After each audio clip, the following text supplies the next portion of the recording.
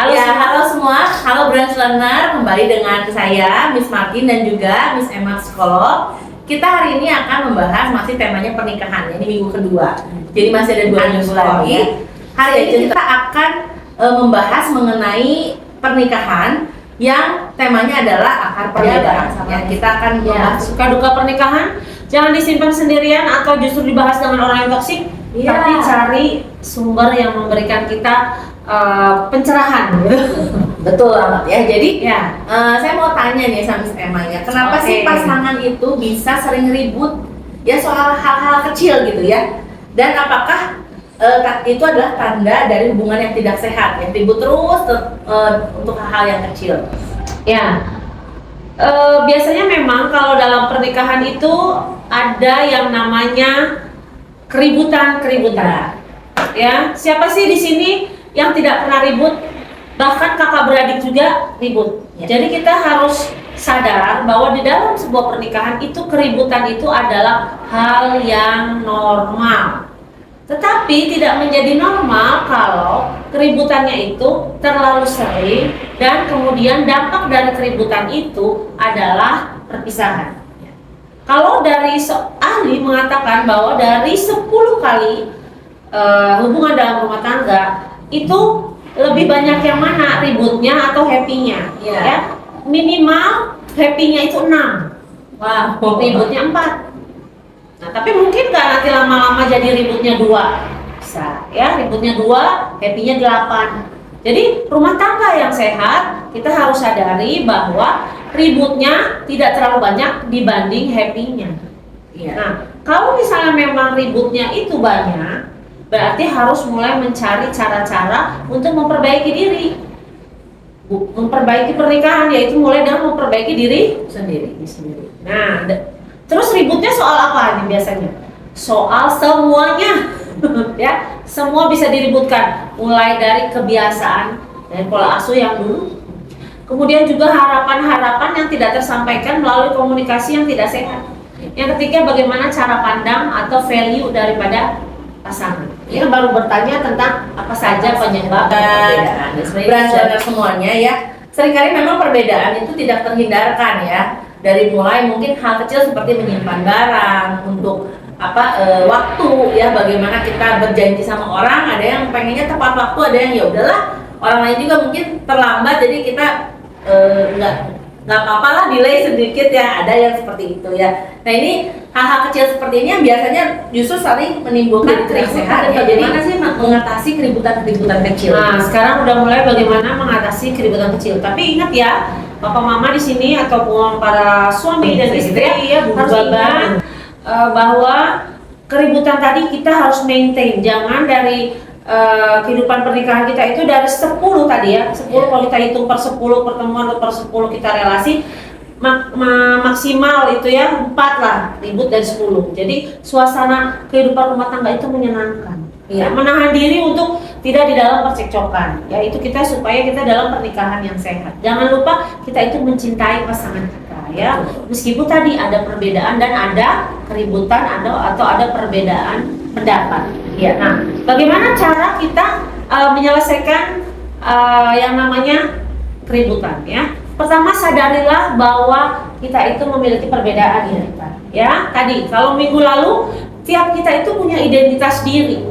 Ya, saya misalnya nih orang yang apik cenderung ada OCD-nya, sedangkan suami saya orang yang spontan, orang yang orang seni dia, ya. Jadi dia tuh melihat barang kecil-kecil unik, agak berantakan, ada luka-lukanya sedikit, ada coreng-corengnya, ada yang berantakan, itu bagi dia itu sebuah kepuasan seni loh. Ya, dan itu tidak bisa kita memaksa suami kita atau istri kita sama seperti kita yang OCD, ya. Suami kita yang sangat terapi, berilah dia juga ruang menjadi identitasnya, menjadi dirinya sendiri. Ya, itu kita harus sadari. Pertama, kita sadari bahwa memang ada yang namanya perbedaan dan identitas diri. Meskipun identitas diri itu belum tentu benar atau salah. Contoh nih ya, misalnya, benar nggak kalau rumah itu harus rapi? Benar. Tapi boleh nggak rumah ada artistiknya? Boleh juga. Boleh nggak rumah kadang-kadang berantakan kalau kita lagi lelah? Baik juga ya. Jadi benar salah itu sebenarnya tergantung toleransi kita, kecuali tentang yang namanya spiritual ya. Dosa, tidak berdosa itu sudah tidak bisa kita toleransi ya. Hal mengenai moral itu tidak bisa ditoleransi. Tapi kalau menaruh anduk yang mungkin ada di pundaknya, atau kita yang membantunya, atau keributan tadi ya mengenai jenis makanan, selera yang berbeda, itu bukan pertengkaran yang perlu kita bawa menjadi tajam. Nah, tapi seringkali kesulitan dalam berkomunikasi untuk menyampaikan perasaan, kita terjebak pada siapa yang salah dan benar, bukan perasaan kita. Atau waktu kita menyampaikan perasaan kita itu langsung jor emosi, nggak selesaiin dulu hati kita maunya langsung keluar saja emosi kita, sehingga pertengkaran itu terjadi menjadi menyakitkan, saling melukai. Iya. Atau bisa juga memang dikarenakan mungkin trauma, luka ya. Mungkin kita ngerasa kalau kita sakit orang lain juga harus merasakannya gitu. Ini juga salah satu yang menjadi konflik, bukan hanya dengan pasangan ya. Mungkin dengan anak nantinya akan berkonflik, ataupun dengan teman-teman yang lain ya. Dan hal ini juga menjadi sebuah isu, akhirnya konflik tidak beres-beres ya. Jadi karena waktu kita dilukai atau melihat kesalahan, ya udah kita balas lagi ya, saling membalas. Ini juga membuat pertengkaran tidak ada akhir dan akhirnya terlalu terfokus pada menang atau kalah tadi ya. Teman-teman Pak Sutri, ini contohnya yang disampaikan berita itu seperti ini misalnya. Dulu saya misalnya, kita tidak menyalahkan orang tua kita, tapi orang tua kita ada yang berhasilnya, ada mungkin juga yang khilafnya ya. Dulu saya itu selalu kalau mama saya masak harus habis misalnya ya. Kalau menaruh baju harus pada tempatnya, sehingga kita menekankan bahwa nanti saya daripada dimarahi, saya harus melakukan itu. Jadi kita menerapkan kepada pasangan kita harus. Padahal kita sebenarnya juga inginnya kesadaran pribadi ya, melakukan sesuatu yang baik itu bukan harus seperti polisi, tapi kesadaran pribadi karena saya ingin rumahnya rapi ya. Saya ingin makanan saya dihabiskan. Nah, itu pertengkaran menjadi terjadi karena kita seolah-olah menerapkan apa yang sudah masa lalu itu ke masa sekarang. Iya. Padahal seharusnya mungkin kita bisa mengkomunikasikannya secara menghargai. Ya, jadi maksudnya luka lama itu seperti itu. Atau dulu pernah dilukai oleh teman, pernah diejek apa, sehingga kita memasang barrier ya, memasang kayak pagar gitu. Itu jangan, nanti suami saya juga akan menghina saya, atau anak saya akan mengecewakan saya. Nah, itu kita harus aware bahwa itu orang lain, ya, itu hal yang lain. Itu contohnya misalnya punya mantan orang Padang, ya, habis itu semua benci sama semua orang Padang, punya mantan orang Jawa, benci sama orang Jawa. Padahal kan bukan, itu masa lalu ya, berbeda sama kehidupan kita sekarang. Terlalu melabeling semuanya sama ya, terus lalu harus segala sesuatu harus ya. Nah, bagaimana sih Miss kita mengidentifikasi ini perbedaan yang memang terjadi, perbedaan pola pikir, atau memang perbedaan yang justru sebenarnya muncul karena luka masa lalu kita nih? Ya. Nah tadi ya, kalau misalnya perbedaan pola pikir, kita harus melihat itu dari sisi ini ya, dari kemampuan seseorang untuk kognitif. Nah ini mungkin kita perlu sadari juga ya, bagaimana pasangan kita, apakah memang pasangan kita itu, bukan kita sombong, misalnya cukup dapat menangkap, atau kita perlu memberi penjelasan lebih panjang, atau dalam hal memori ya, secara psikologi itu kan kecerdasan itu ada yang namanya tadi ya, daya tangkap. Iya. Terus memorinya, apakah dia orang yang gampang lupa?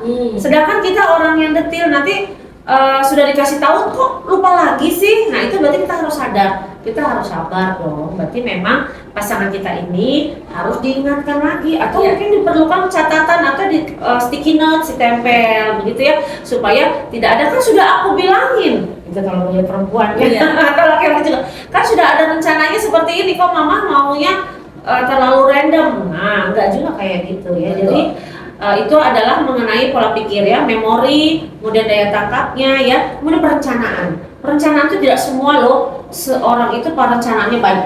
Terus kalau yang perencanaannya baik, apakah marah-marah terus sama yang perencanaan tidak baik? Nah, di dalam sebuah rumah tangga itu istilahnya how far can you go? Iya. Jadi kalau kita makin baik timnya, kita makin bisa banyak melakukan hal-hal yang kita rencanakan bersama.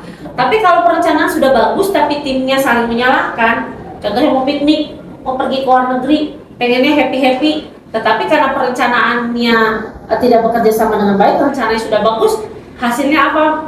Miss Martin bete-bete ya. Nah, itu dari secara pemikiran atau secara perencanaan, fokus, daya ingat, dan daya tangkap. Tapi kalau mengenai luka itu bentuknya sensitif. Ya. Permasalahan perkaranya apa?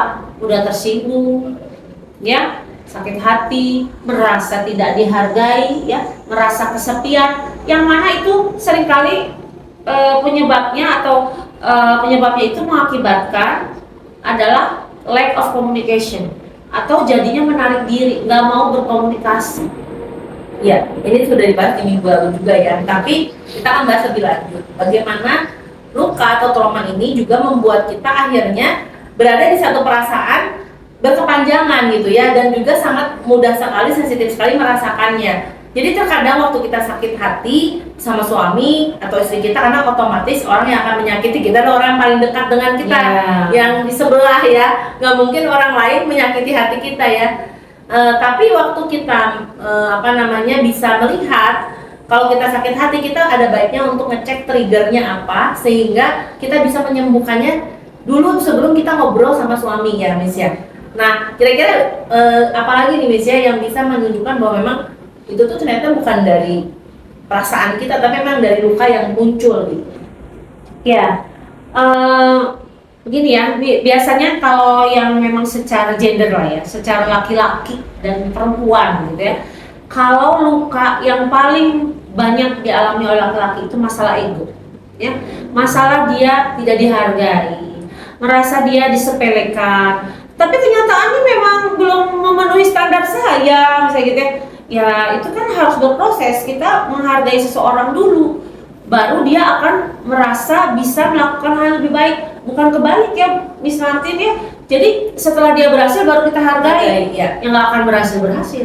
Nah kadang-kadang kita harus istilahnya memuji dulu meskipun belum ada yang terjadi lah. Iya. Itu namanya apa kalau di anak ya, di parenting ataupun dalam hubungan, itu namanya membangun rasa percaya diri. Itu kunci loh, itu rahasia ya. Kalau kita mau ngebangun suami kita dan anak kita, meskipun mereka belum berhasil, kita harus bangun apa dulu? Percaya ya. Nah, dari kita ya. Kemudian kalau wanita gimana nih? Nah, kalau wanita ingin dipahami, pengen didengarkan, ingin mengerti ya, pengen didengarkan, pengen ditemanin, pengen diratukan, ya. Nah, tetapi kita perlu menyampaikan hal itu kepada para pria, karena saya pernah lihat itu ada video singkat ya yang mengatakan, hai wanita-wanita, jangan terlalu banyak kode-kodean. Para pria itu sebenarnya tidak mengerti, ya para suami itu ya benar-benar memang tidak mengerti. Padahal kita berusaha memberikan kode-kode, kita memberikan sindiran, tapi justru itu menyakitkan. Malah lebih baik kita sampaikan apa adanya dengan sebelumnya me time. Ya gini, kalau kita sedang dalam suasana hati keruh, kita mau berbicara dengan pasangan, usahakan hati kita enak dulu. Contoh, belilah makanan yang disukai sebelah, atau minum air putih yang segar, atau mungkin kita keramas dulu, atau kita ke salon dulu. Kalau misalnya nggak ada budget ya, kita mungkin lulur aja sendiri di rumah ya, sedikit-sedikit lah ya, nonton sedikit sampai hati kita tuh agak enakan. Karena yang harus bertanggung jawab sama emosi kita nih para wanita ini sebenarnya bukan suami kita sendiri. Begitupun suami ya, bukan para istri yang bertanggung jawab atas perasaan kita, tapi kita sendiri pertama. Ya, kita yang memutuskan untuk marah. Padahal mungkin marah itu tidak perlu, hanya perlu untuk berbicara. Kita sendiri yang memutuskan untuk sakit hati dan memendam perasaan itu. Kita sendiri juga yang memutuskan untuk menghitung semua kesalahan ya. Dan kita sendiri juga yang memutuskan untuk menikah. Jadi kan kontroversi perasaan kita berpikir dulu apakah memang ini perlu atau tidak perlu ya. Atau dari perasaan yang saya dapatkan ini berasal dari mana ya? Oh karena saya dulu pernah mungkin disepelekan orang lain ya. Mungkin saya pernah dulu punya mantan, tapi maminya nyepelein saya karena saya nggak punya uang. Sehingga waktu istri saya bilang, aduh ini kurang, baru ngomong kurang aja, nggak ada marah, nggak ada apa, itu bisa langsung emosi ya, trigger ya, merasa tidak dihargai. Jadi hal-hal yang menunjukkan sensitivitas seperti mudah marah, mudah tersinggung, mudah juga berpikiran negatif ya, itu adalah biasanya ke-trigger dari luka-luka ya. masa lalu, sehingga kita harus beresin dulu baru kita beresin permasalahannya. Karena permasalahannya hanya di luar, tapi akarnya adalah mungkin dari luka itu. Kalau orang yang tidak punya luka tentang keuangan, ya waktu mereka berbicara tentang keuangan, ya tidak akan marah. Tapi kalau ada sesuatu di area keuangan, mungkin akan jadi marah. Atau mungkin punya permasalahan bullyingnya. Jadi waktu di dalam rumah tangga, waktu suami bilang, masa gini aja nggak bisa, mungkin itu tidak sadar keluar dari mulut suami atau istri kita, tapi itu akan men-trigger kita sehingga kita bisa berbulan-bulan merasa bahwa kita direndahkan, dianggap tidak bisa, padahal hanya sesimpel masalahnya mungkin pasang lampu gitu ya, atau sesimpel mungkin masang gas gitu ya ke tangkinya itu. Jadi ya memang itu perlu kita cek ya. Jadi tadi benar sekali kata Miss Emma, kesimpulannya adalah bahwa apapun yang membuat kita sensitif dan mudah marah atau sedikit-sedikit ngomongin itu tersinggung, kita harus cek apakah itu memang berasal dari luka lama kita ya. Iya.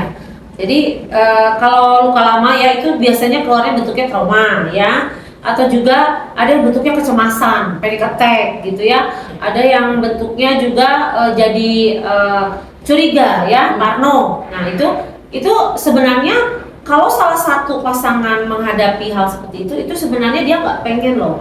Kadang-kadang suami atau istri di sini, saya yakin ya, papa mama di sini atau para sahabat-sahabat kita nih, sebenarnya aku nggak pengen begitu sama suami saya, tapi keluarnya begitu. Nah, itu kan sebenarnya memang kita perlu ambil waktu untuk dari antara kesibukan kita, dari antara keterbatasan kita untuk selesai sama diri kita sendiri. Untuk kita mengobati diri kita sendiri supaya tadi tidak di general, tidak itu masa lalu. Kenapa harus saya bawa-bawa lagi di kehidupan saya masa sekarang? Ya kita mau dong, kita harus ambil dan raih kebahagiaan kita dalam rumah tangga. Dulu waktu pacaran pengen nempel terus ya. Iya. Ya pengennya bareng, sekarang nempel dikit berantem. Iya. Nah, jangan lupa ya, kita harus memfokuskan emosi kita selesai. Ya soalnya begitu nempel langsung kayak apa, rekaman drakor gitu, Di sejarah ada sejarah itu yang nggak harus semua dipakai sejarah. Tadi kalau ada yang tidak enak kita harus sampaikan, tetapi menyampaikannya tidak emosional. Iya. Selesaiin dulu emosi kita sampaikan. Bagaimana penerimaan dia? Penerimaan dia mungkin belum tentu baik, tapi itu kita bisa latihan ya. Ya nih. Mungkin tadi kan kita menyelesaikan melihat perbedaan ya. Tadi kita udah belajar bagaimana perbedaan-perbedaan ini menjadi sebuah akar masalah di rumah tangga, dan kadang-kadang akarnya bukan hanya dari pola pikir aja, tapi value, tapi bisa dari luka lama. Dan gimana caranya kita tahu itu dari hasil dari luka lama dan sangat sensitif dan mudah ke-trigger ya. Jadi sangat sensitif, mudah marah. Itu mungkin juga berasal bukan dari konfliknya, tapi dari luka kita di masa lalu. Nah, bagaimana nih Miss ya yang ketiga, kalau misalkan saat ini tuh kondisi rumah tangga tuh udah di titik yang panas ya, ngomong sedikit marah gitu ya, dan memang udah di kondisi dimana sulit untuk berkomunikasi ya. Nah, kira-kira mungkin tips dari Miss Emma atau gimana caranya supaya secara psikologi kita bisa mengatasinya ya, Miss? Ya, yang pertama adalah jangan menyerah. Jangan mencari kebahagiaan dari orang lain. Kalau wanita itu memang perlu curhat, Miss Tuhati. Ya, wanita boleh curhat, tapi curhatlah kepada yang pertama adalah orang yang sama jenis kelaminnya, ya, yang sama oleh kita sesama perempuan. Yang kedua, carilah orang yang bukan toksik, yang justru memberikan kita permasalahan baru. Misalnya kita jadi diajak minum minuman yang terlalu membahagiakan begitu ya, atau kita terlalu belanja sampai kita jebol kartu kredit, itu kan pelampiasan yang membawa masalah baru ya. Yang ketiga adalah cari orang yang dewasa atau juga mungkin orang yang sudah pernah mengalami ataupun juga yang profesional ya, supaya apa? Supaya bisa berpikirnya lebih tenang ya. Nah, kemudian kalau kita mau bersedih, sekali lagi boleh kita ambil me time, kita boleh menyenangkan hati kita supaya kita tidak terlalu merasa emosional ya. Nah, tetapi kita juga boleh memberi waktu kepada pasangan kita untuk kita boleh tidak dulu membicarakan masalah ya, saling menyenangkan diri, kita menyenangkan juga pasangan kita. Kok enaknya dia sudah jahat sama saya atau saya kesel sama dia, kok saya senangkan? kan ada tujuannya. Tujuannya adalah kita akan membangun komunikasi yang sehat. Nah, sekarang begini, bentuk daripada pernikahan itu kalau dalam manajemen konflik itu ada 3 macam, Bu Dita. Iya. Yang pertama adalah bom sama bom. Ya. Pasangan terbiasa untuk berantem hebat, ya, saling beradu argumen, ya, sehingga saling melukai. Ya, saat itu mereka akan mungkin berantemnya itu saling teriak atau mengekspresif gitu ya, saling menghina atau saling melempar barang. Ini adalah cara manajemen konflik yang toksik. Ya. Dan itu akan sangat beresiko, berbahaya bagi anak-anak. Ya. Karena anak-anak itu akan melihat, meskipun begini ya, kita itu ya sebagai suami istri tentu saja mau ribut kayak apa juga nanti balikan lagi, sayang-sayangan lagi. Tapi bagi anak itu mereka tidak melihat seperti itu loh, Miss Martin. Anak-anak kalau sudah melihat orang tuanya berantem, mereka ada yang namanya kecemasan, insecure, ya, anxiety. Nah, mereka itu nanti akan merasa bahwa orang tuanya akan terus berantem, padahal orang tua udah baik-baik aja. Jadi hindari, dan itu sudah menjadi sebuah aturan, jangan berantem di depan anak. Ya. Nah, kalau misalnya ada pasangan yang saat ini masih suka ya menggunakan metode itu dan merasa nyaman pada metode itu, ingat itu nanti ada damage-nya, ada luka-lukanya, yaitu mungkin luka perasaan, ya, tersinggung, apalagi nanti kalau udah bawa orang tua lagi ya dalam pertikaiannya akan ada rasa terluka lebih dalam, ya. Kemudian juga nanti mungkin ada luka fisik, itu kan hal yang harusnya kita hindari toksik. Betul sekali ya. Nah, lalu ada yang sebaliknya, toksik kedua. Padahal ini kesannya baik-baik aja, Miss Martin, yaitu silent treatment. Silent treatment itu seolah-olah membuat keduanya itu tidak berantem, tapi justru itu lebih menyakitkan lagi. Iya. Karena itu putus komunikasi. Boleh nggak sih silent treatment? Boleh, tapi tidak lama-lama. Ya, sampai waktu kita bisa jaga emosi, jangan sampai 2 hari, 3 hari, nggak bisa. Beberapa jam atau 1 hari kita menenangkan diri. Tapi kalau kita biasakan silent treatment, itu lama-lama nanti hubungan akan semakin renggang dan kita akan semakin sakit hati. Kenapa? Penyebab nanti udah berjumpa langsung der, baru ngobrol sedikit berantem, karena si silent treatment itu mengakibatkan apa yang jadi pikiran istri nggak tersampaikan, apa yang menjadi pikiran suami tidak tersampaikan. Terus gini, nggak ada yang mau ngalah ya biasanya. Tunggu aja nanti sampai suami saya yang minta maaf duluan, atau tunggu saja nanti biar istri saya yang nyapa duluan. Mungkin yang waras yang ngalah ya. Sangat tidak mudah gitu. Harus ada waktu, apalagi kalau udah ada konflik ya. Kita memang sudah ada konflik dengan pasangan, deep talk ini jadi sebuah PR yang sangat berat ya.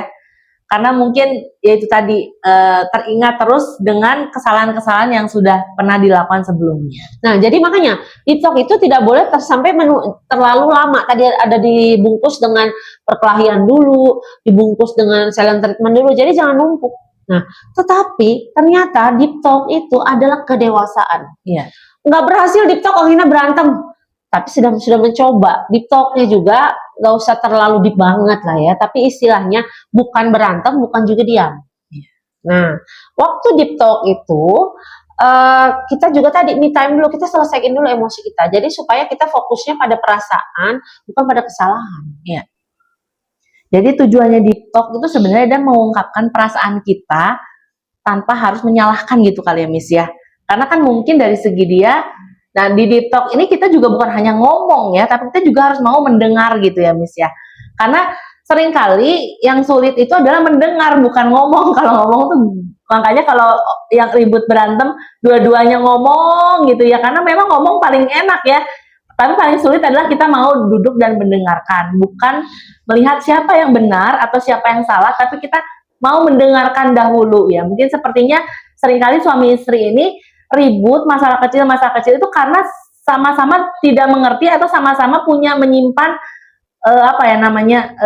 hal di hatinya, sehingga keluarnya itu jadi marah gitu. Padahal mungkin cuman kesenggol, padahal mungkin cuman sekedar terlambat sedikit gitu ya untuk pergi gitu ya, tapi itu jadi trigger marah, padahal sebenarnya di dalam dirinya banyak sekali perkataan atau asumsi yang tertumpuk sehingga nggak keluar ya, Miss ya. Ya, Kan memang juga ya ada orang yang sulit ya, ada yang sulit untuk menyampaikan perasaan, mungkin waktu dia anak pertama atau mungkin anak yang bungsu ya, sehingga kalau di keluarga itu dia harus jadi orang yang kuat, yang nggak boleh sedikit-sedikit menye-menye, yang nggak boleh nyampain perasaan dia, yang harus selalu tegar. Jadi dia juga seolah-olah kepada pasangan tuh susah gitu untuk nyampain, aku tuh sebenarnya sedih loh, aku tuh sebenarnya merasa kamu tuh nggak ngehargain aku loh. Nah itu memang kita harus latihan, kita harus latihan loh sama pasangan kita. Itu belum tentu sekali berhasil, 2 kali berhasil. Bagaimana cara kita berkomunikasi ya, cara kita menyampaikan unek-unek, tapi kita bisa latihan. Iya, Ya, betul sekali. Jadi kita harus latihan bagaimana mengontrol diri kita, baru kita bisa mungkin memperbaiki pernikahan kita. Apalagi kalau yang saat ini udah panas. Nah, ini masalahnya ada lagi nih, Miss ya. Misalkan si suami atau istrinya mungkin udah oke lah, udah sadar gitu ya. Tapi ternyata pasangannya itu malah diam dan menjauh. Itu kira-kira menurut Miss Emma baiknya gimana nih? ya tadi itu ya, itu yang metode kedua, itu yang toxic, yang silent treatment. Iya. Nah, jadi kalau memang pasangan menjauh, silent treatment, kita mulai duluan. Yang waras yang ngalah ya. Maksudnya tadi mungkin kalau wanita bukan mengatakan maaf atau mengatakan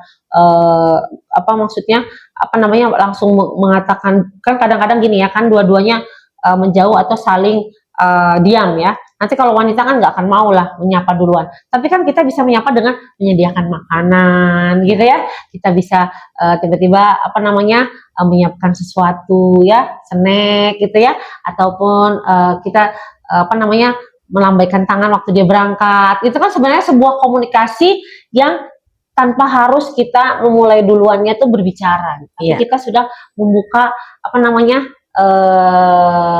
Dan juga perlu deep talk. Untuk deep talk itu memang ternyata perjalanannya nggak mudah. Kita perlu untuk menyembuhkan atau mungkin menenangkan diri dulu, baru kita bisa bicara. Karena waktu kita belum menenangkan diri dan belum mengidentifikasi apa sih sebenarnya yang terjadi dalam diri kita sehingga kita mudah marah, apakah dari masa lalu atau memang ini hanya perbedaan pola pikir, atau mungkin itu adalah luka dari pasangan kita ya. Dan memang tentunya di dunia pernikahan ini kita tidak boleh yang namanya anti sama kata maaf ya. Karena mungkin apa yang kita lakukan itu tidak berkenan di pasangan kita tanpa sadar ya. Dan mereka pun juga tanpa sadar melukai kita. Jadi memang maaf dan memaafkan itu juga jadi salah satu kunci utama ya, Miss. Gimana coba, Miss? Ya, jadi memang kalau kita mau belajar bertoleransi, belajar menyesuaikan diri tadi ya dengan cara yang bukan toksik, yaitu bukan berantem ataupun berantem sengit dan bukan silent treatment, itu kita menggunakan deep talk, itu namanya mature, kematangan. Justru kita dewasa, kita sebagai 2 orang yang dewasa. Tapi sekali lagi ya, deep talk tuh bukan maksudnya tuh suasananya tuh harus kita tuh siapin dia tuh ngomongnya apa jawaban untuk kita ya, nggak bisa gitu ya. Jangan kita tuh harusnya kan kamu jawabnya kayak gitu. Atau tadi ya, hati-hati kalau kita melihat value-value dari sosial media, itu banyak sekali value yang menuntut ya, itu hidup orang lain, nggak harus seperti itu. Atau mungkin kita akan mencapai sebuah value ideal ke situ, tapi kan menjadi seorang suami yang baik itu kan butuh dukungan istri dong. Betul. Dan nggak bisa langsung jadi seorang ayah yang baik, jadi suami yang baik kalau tidak kita berikan kesempatan, tidak kita berikan dukungan. Dan sebaliknya menjadi istri yang berbahagia itu juga kita tidak bisa langsung berbahagia. Nah, bisa kita menyelesaikan dulu luka-luka hati kita. Kita juga boleh menerima diri kita apa adanya, menerima keluarga kita apa adanya, menerima suami kita yang begini, menerima anak kita yang begini. Ya, karena itu yang namanya mindfulness. Ya, mindful. Kita harus percaya bahwa apa yang kita miliki saat ini memang sudah Tuhan beri dengan penuh kasih sayang. Walaupun mungkin kenyataan tidak sebaik apa yang kita pikirkan ya. Saya sendiri juga punya anak yang berkebutuhan khusus. Memang harus perlu treatment yang luar biasa ya. Dan mungkin saya dan suami juga punya perbedaan juga yang akhirnya sampai saat ini pun masih harus diselesaikan. Tapi intinya adalah bahwa tidak ada permasalahan pernikahan yang sebenarnya harus berujung kepada perceraian, kecuali mengancam nyawa. Ya mungkin ya, berpisah dulu karena mengancam nyawa ya, mungkin KDRT terlalu tinggi. Dan memang terkadang obat-obatan. obat-obatan ya mungkin hal seperti itu. Tetapi sebenarnya kalau hal-hal kecil, apalagi perbedaan value atau mungkin hanya perbedaan dari cara pikir berkarir, kemarin kita sudah bahas ya bahwa itu sebenarnya bisa dijembatani. Dan sebagai seorang istri juga memang kita memang perlu tahu adalah ada fungsi kita juga. Dan kalau kita bisa menerima walaupun kita tidak suka, namun kita bisa menerimanya dengan baik dan melakukan yang terbaik, saya percaya jalan Tuhan juga akan menemukan jalannya dalam hidup kita ya. Jadi kita pun yang terpenting adalah utamanya adalah kita berbahagia, kita juga bisa menerima dan kita bisa berdamai dengan apa yang mungkin beda ya dari yang kita mau ya, itu juga salah satu value. Kedewasaan kita ya untuk kita lebih matang di dalam, lebih kuat mental lah kitanya. Iya. Ya. Jangan juga jadi menerima seperti ya saat ini banyak banget beredar value-value seperti equality, memang kita equal ya, tidak ada yang beda antara pria dan laki-laki secara hakikat manusia. Hanya mungkin pria dan wanita memang berbeda dari segi fungsi ya, dan juga segi fungsi di dalam kehidupan. Jadi memang waktu boleh nggak wanita berkarir, boleh banget ya. Dan justru kalau memang wanita berkarir, mungkin seperti saya cita-citanya jadi presiden gitu ya, atau mungkin pengen sekolah tinggi atau pengen mengejar karir, boleh sekali. Tetapi memang itu harus dengan persetujuan dan juga mungkin memang mencari pasangan hidup yang memang bisa mengakomodir itu gitu ya. Dan memang inilah jadinya kita memang harus mindful untuk mencari juga pasangan bagi yang belum menikah. Tapi yang sudah menikah berarti saat ini apa yang sudah ada memang kita perlu untuk mencari jalan keluarnya dengan deep talk tadi ya, bagaimana yang bisa win-win solution dari kita dan juga pasangan. Seperti saya pun juga melakukan IG live ataupun melakukan menulis buku, atau mungkin saya juga siaran radio, atau mungkin hal-hal lainnya itu juga dikarenakan ada pembicaraan dan atas seizin suami. Dan saya percaya tugas utama saya memang tidak boleh terlalaikan ya. Kalau saya pun melakukan itu, tapi saya mungkin tidak benar untuk mengelola rumah tangga, atau mungkin saya jadinya mengesampingkan anak, mungkin memang itu akhirnya menjadi permasalahan ya. Nah, hal seperti ini tuh pasti ada jalan keluarnya. Entah mungkin kita yang jadi jalan keluar, atau mungkin kita cari jalan keluar lain, misalkan pihak ketiga, misalkan untuk rumah, oke, kita cari orang yang bisa beresin rumah dengan ART, atau untuk dengan ngurus anak mungkin kita boleh dibantu anak dibawa menggunakan suster. Dan itu pun seperti itu tuh bisa ada jalan keluarnya ya. Jadi tidak perlu sampai pemikirannya adalah berpisah gitu. Nah, gimana nih misalnya sekarang kita tadi udah ngomong tentang rumah tangga yang berbeda, yang mungkin punya permasalahan konflik. Tapi sebenarnya sebaiknya rumah tangga atau bagaimana pola komunikasi di rumah tangga yang menurut Miss Emma, ini udah mulai sehat gitu. Ya, indikatornya. Indikator komunikasi yang sehat itu tentu saja tidak berujung pada ketegangan, ya. Tetapi juga tidak selalu membicarakan hal serius, ya. Kita itu manusia ya, perlu memiliki yang namanya pembahasan-pembahasan ya yang santai, ya, seperti bercanda, humor itu sangat baik, ya. Kemudian juga kita itu ya perlu juga menjaga yang namanya saling menghormati ya. Jangan kita menyinggung atau justru menjadi toksik bagi diri kita dan pasangan kita. Kita tidak perlu yang namanya juga mengatakan kata perpisahan ya. Sekali lagi, ucapan itu adalah iman. Ucapan itu adalah doa. Nah, bahkan ini karena saya juga termasuk psikolog yang menangani anak-anak dengan anak-anak yang sangat sulit ya, dengan memiliki masalah-masalah psikologis atau masalah tumbuh kembang. Bagaimana tahu tidak cara untuk supaya berhasil hubungannya? Adalah dengan kasih sayang yang tulus dan encouragement. Jadi dalam berbicara, dalam mengatakan sesuatu itu memotivasi. Jadi waktu kita kepada pasangan kita, bukan kita jadi, kamu memang nggak bisa. Pasti bisa ya kamu, gitu ya. Pasti kamu berhasil, kamu sayang aku kan, sayang anak-anak kan. Jadi kita mengganti kata-kata positif itu juga termasuk dalam metode di hipnoterapi. Kalau metode hipnosis itu hindari kata negatif, makin keluar kata negatif itu makin nempel. Jadi bukan seperti ini, jangan marah ya, tapi diganti sayang ya. gitu ya. Jangan malas ya, tapi bukan jangan malas. Kamu rajin deh. Jadi itu kata-kata yang positif itu akan sangat empowerful, sangat memiliki hasil yang baik untuk suami, istri, dan anak kita. Dan tadi saling menghormati. Kita harus tetap sadar bahwa sesalah-salahnya pasangan kita, seburuk-buruknya pasangan kita, kita harus menghargai dia, menghormati dia sebagai bestie kita, sahabat kita yang harus kita jaga perasaannya. Nah, Miss, ada pertanyaan dari rekan kita ya? Ya, dari branch learner yang lagi menyaksikan. Nah, halo Miss Martin, Miss Emma dan Miss Martin. Izin bertanya, bagaimana menyingkapi seorang yang tidak mau menikah? Ya, ini salah satu yang memang kita concern juga membagikan tentang pernikahan, bahwa sebenarnya pernikahan itu tidak semenakutkan itu ya. Tapi mungkin bisa jawab. Ya. Nah, betul sekali ya, memang kalau ini memang dialami oleh Gen Z, tentu saja kalau belum menikah mungkin Gen Z ya. Kalau mungkin angkatan milenial atau angkatan ada juga, ya ada, tapi biasanya sih berharapnya pengen menikah. Iya, ya. betul. Itu memang dibombardir dengan banyak sekali informasi yang mentah. Kalau dulu kita baca berita parah gitu, berita jelek itu ya semua ada di koran, cuma 1 atau 2.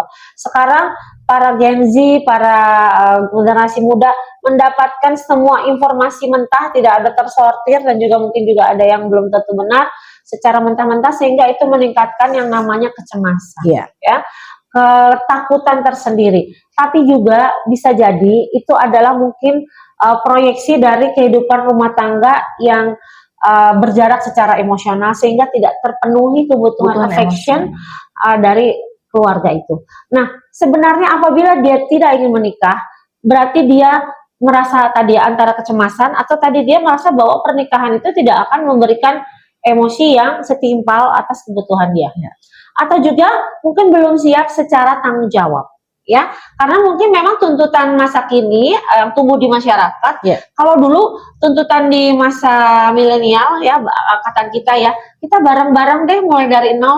Ya, kalau sekarang saya lihat kayak anak saya juga udah mulai menjelang remaja ya, udah mulai katanya sudah suka-suka gitu ya. Terus saya langsung melihat, nak kamu belum jadi apa-apa. Nah, kalau zaman dahulu itu mulai dari nol bareng-bareng. Memang kalau sekarang stigmanya prianya mapan dulu, istrinya akan supporting selanjutnya. Nah, itu juga value yang harus disamakan. Kalau misalnya Anda pasangannya yang menolak menikah itu, coba disamakan dulu value-nya. Aku setia, aku akan menemanimu dari awal. Tapi kalau misalnya ternyata nggak bisa, memang saya harapnya kamu sudah mapan, ya berarti Anda harus menunggu dia mapan ya. Tapi kalau itu memang kecemasan, belajar trust sama pasangan. Nah, tapi kalau misalnya belum menemukan orang yang bisa memenuhi kasih sayang secara tulus, masih terus berantem dalam hubungan, atau terjadi perselingkuhan berkali-kali dalam hubungan, boleh mundur dulu sih dalam pernikahan. Ya, betul. Karena pernikahan itu sangat bertanggung jawab, betul sekali ya. Karena kita harus matang secara emosi. Kemudian juga apa? Waktu kita punya anak, ya kita harus mau mengurus anak kita. Kita harus berbagi peran ya, memberikan waktu pada anak kita. Mungkin ini juga salah satu yang penting tentang seks di luar pernikahan kali ya. Betul. Mungkin nanti ini kita juga bisa bahas di minggu yang akan datang, bagaimana pengaruhnya waktu kita seks sebelum pernikahan dan seks sudah pernikahan, karena memang itu ada pengaruh yang sangat signifikan ya, bahwa ternyata memang seks dalam pernikahan itu memang sakral dan memang harus dilakukan pada saat sudah menikah ya. Jadi waktu dilakukan sebelum menikah, maka pernikahan akhirnya menjadi hilang makna gitu ya. Jadi memang bisa saja kita berhubungan tanpa harus menikah. Padahal menikah itu adalah sebuah rancangan dari Tuhan supaya manusia itu dengan fungsinya, kan kita memang sudah tahu ya, bentuk kita pun berbeda, pria dan wanita, dan memang ada fungsi dalam hubungan tersebut, yaitu untuk saling melekatkan kedua belah pihak. Nah, jadi hal ini juga jadi kendala nih. Bingung ya motivasinya, apakah memang dia memiliki luka masa lalu sehingga dia merasa bahwa pernikahan itu belum tentu berbahagia, tidak perlu menikah, karena yang penting kita sama-sama saling suka, sama-sama bisa menghadapi kehidupan. Tapi yang jadi masalah, pernikahan itu adalah covenant atau perjanjian kedua belah pihak, yang artinya kita berdua saling berjanji di hadapan Tuhan tentunya ya, di agama manapun, untuk saling menjaga satu dengan yang lain, baik itu suka dan dukanya ya. Nah ini juga jadi sebuah peranan penting tentang seks ini di pernikahan. Nanti mungkin kita akan bahas, mungkin ya Miss ya. Boleh, itu nanti bersama kita ya, kita akan bahas tentang HTS tentang ya. HTS ya. Tentang HTS nanti spesial ya. Bagaimana efek juga secara psikologis dan kepada pasangan baik laki-laki dan perempuan dalam hubungannya, adanya hubungan di luar seks di luar nikah, dan bagaimana juga pertanggungjawaban dalam pernikahan dengan kasus-kasus. Saya banyak kasus ya Iya. dalam klien-klien yang akhirnya merasakan bagaimana menjalani HTS dan hubungan di luar nikah ya. Nanti bisa evaluasi sendiri kalau anak muda zaman sekarang nanti bisa memberi evaluasinya. Ya, jadi menyikapi orang sudah tidak mau menikah itu kita harus benar-benar cek apakah itu berasal dari lukanya terhadap orang tuanya, atau mungkin dia memang tidak mau bertanggung jawab secara utuh dan penuh ke depannya, atau memang juga karena pola pikir yang salah. Nah ini tuh sebenarnya ada solusinya. Kalau memang dia merasa terluka, ya memang ini harus perlu pihak ketiga untuk berkonsultasi, ya untuk mungkin ke psikolog atau mungkin mencari dari pemuka agama ya untuk berdialog. Tapi dari segi logisnya manusia, bahwa memang kita butuh orang lain ya, satu dengan yang lain. Jadi menikah itu adalah bukan hanya sekedar kumpul dalam satu rumah punya anak, tapi menikah ada perjanjian, dan memang manusia itu memang perlu punya sebuah komitmen untuk menjalani sesuatu. Jadi pernikahan itu juga sebuah komitmen yang memang kita harus jalani bersama ya. Jadi sederhananya pernikahan itu bahagia kok. Iya. Ya, ada juga tidak bahagianya. Tapi bahagia juga banyak ya, Budita ya. Gak menikah juga sama, tidak bahagianya ya. Iya. Ya, sama, tidak menikah juga, tapi menikah juga bahagia. Kalau kita boleh akui, menikah itu menyenangkan dan bahagia. Tapi tadi ya, memang juga ada effort untuk melakukan, melestarikan. Contoh kita memelihara tanaman. Ya kan kita perlu effort, ya. Kita harus menyiram, mungkin kita ada sedihnya waktu bunganya udah layu. Ya. Nanti kan dia berkembang lagi. Ya. Seperti itu ya, jadi mungkin harus ditelaah kembali ya. Mungkin kalau mau konsultasi lebih lanjut silahkan klik link di bio ya. Kenapa gitu ya, karena buat kami juga concern sekali dengan yang namanya pernikahan dan juga kesehatan mental, karena saling berhubungan ya. Dan juga pengembangan diri, karena waktu kita bisa mengembangkan diri kita dengan baik, kita kan lebih mampu untuk mengatasi masalah baik di pernikahan maupun di kerjaan dan dunia yang lebih luas ya. Ya, Branchner, thank you banget buat pagi hari ini. Terima kasih sudah bergabung di IG Live ya. Dan juga buat teman-teman yang mungkin pengen dengerin ulang, silakan untuk ke YouTube di Branchner Channel ya, di YouTube, dan bisa mendengarkan mungkin short singkat atau mungkin IG Live kita yang kita simpan ya, sehingga Branchner semua bisa belajar lagi tentang pernikahan ini. Dan juga kedepannya kita akan terus mencoba membuat video untuk mengedukasi tentang mental health, self-growth, relation, dan juga parenting ya buat teman-teman. Terima kasih sekali lagi ya buat yang bergabung di Gila Pagi hari ini. Kami senang sekali bisa berbagi ya dengan Branchner semuanya. Silakan Miss penutup Miss. Terima kasih semua, semangat di dalam menjalani pernikahannya, tetap menjalin hubungan yang selama-lama ini kita impikan, kita membangun keluarga yang sehat dan juga generasi penerus yang sehat. Ya. Terima kasih sekali lagi. Dadah. Dadah.